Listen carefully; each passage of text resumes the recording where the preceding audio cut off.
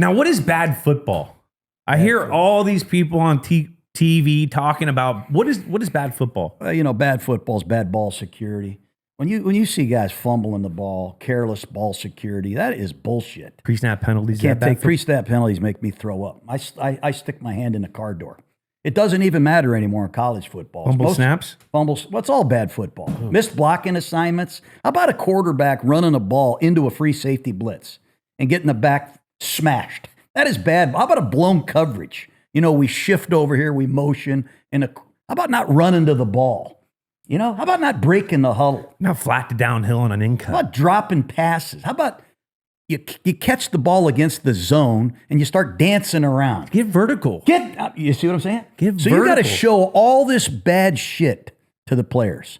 This is bad. Don't do this. Then I'll show a good clip. You see Edelman right here slice these guys? That's a 14-yard gain. He caught it for a 4-yard gain. That's 10 yards. He split them. Then you show somebody doing it bad. But lack of concentration, bad football. What's the Mount Rushmore of bad football? There's only 4 of them. Bad meetings. Bad meetings. Bad preparation. Bad attitude. Selfishness. It all starts there. You can control some of this stuff. You got to walk into that meeting thinking, oh, yeah, I'm checking myself in to get better today.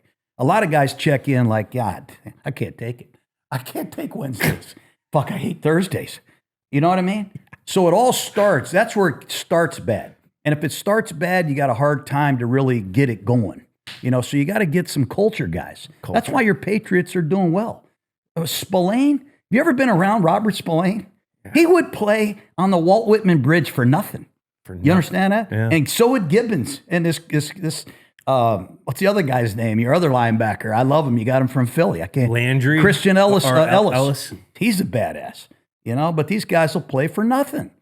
But I think it starts there. And then the drill work. When that horn blows, from the time we have pat and go to our individual has to be all about eliminating bad football. Your stance, your start, right? The new routes, whatever it is. Ball security. Ball security. Just, the little things. You got to do the unsophisticated things so you can do the sophisticated things.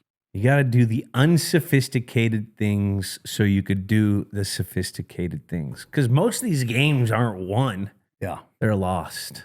But too, what I read about Vrabel is he has every Patriot player. I think they call it the 4 H's. Yeah, heartbreak. So he would tell you to get up there and tell us who your hero is. Tell us about some heartbreak in your life. I can't remember all the 4 H's off the top. But I learn who you are. If I'm another player on the team, you learn who I am. And it kind of gives you a sense of, I got to run this route for this guy. We got to play together for us to have a chance. Yeah. And a lot of teams aren't together.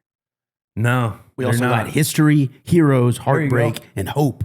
We know what bad football is. What's good football then? You hear it all the time situationally. Teams that can convert in short yardage. I'm not talking about this bullshit tush push. I'm talking about get some weight on your front hand, reduce your splits, come off the ball, and have a running back that understands a great run on 3rd and 1 is 1 yard. We got to get this first down. Converting in the red zone, getting touchdowns, contributing on special teams. People don't realize in the NFL, we don't have 98 guys down there. I might say, hey, Rondé Barber covered the kicks for us in the Super Bowl. He's a Hall of Fame DB. I never thought about it one time. I never went up and kissed Rondé's ass because he's playing on.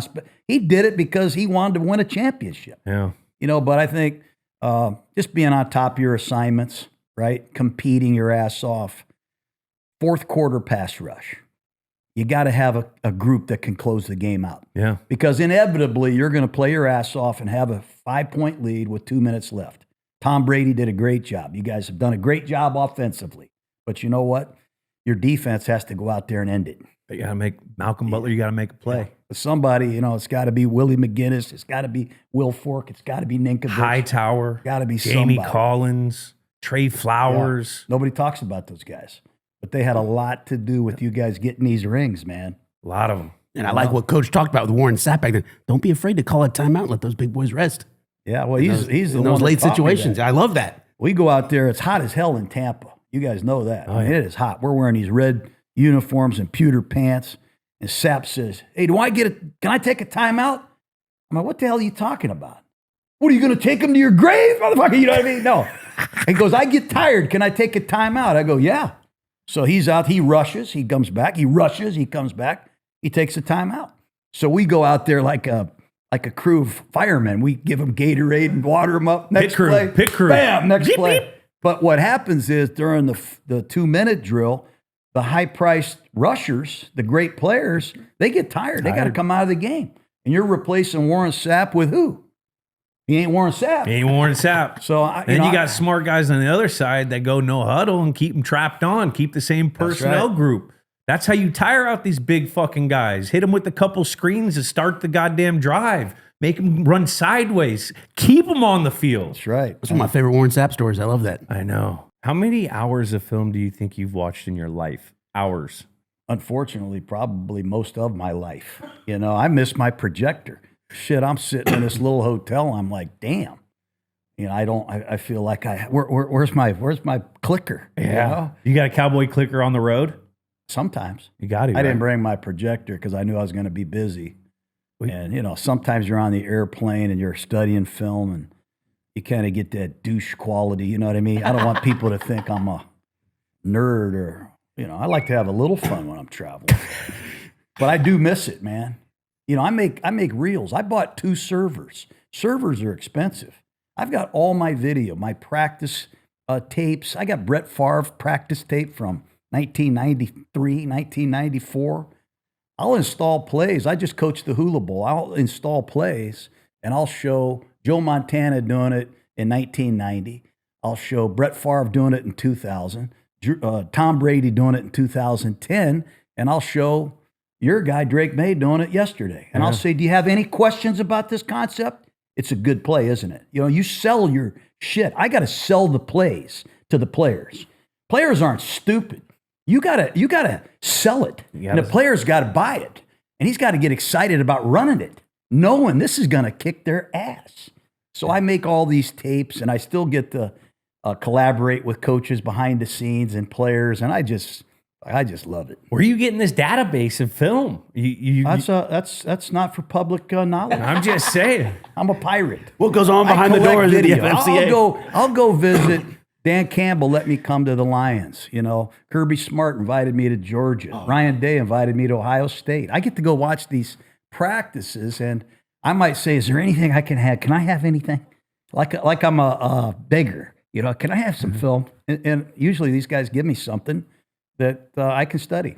Now, FFCA, what is it? Yeah, Fired Football Coaches Association. Fired Football Coaches Association. You've been in it now for a few years.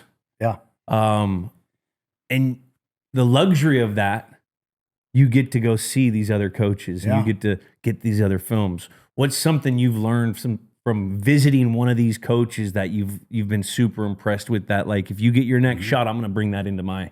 I've always been a thief. I've stolen plays. Copycat league. I've stolen drills.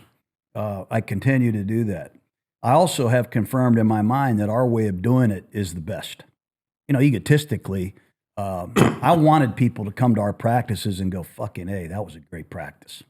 That was a great practice. Yeah. You know, so I've always taken real pride in that. And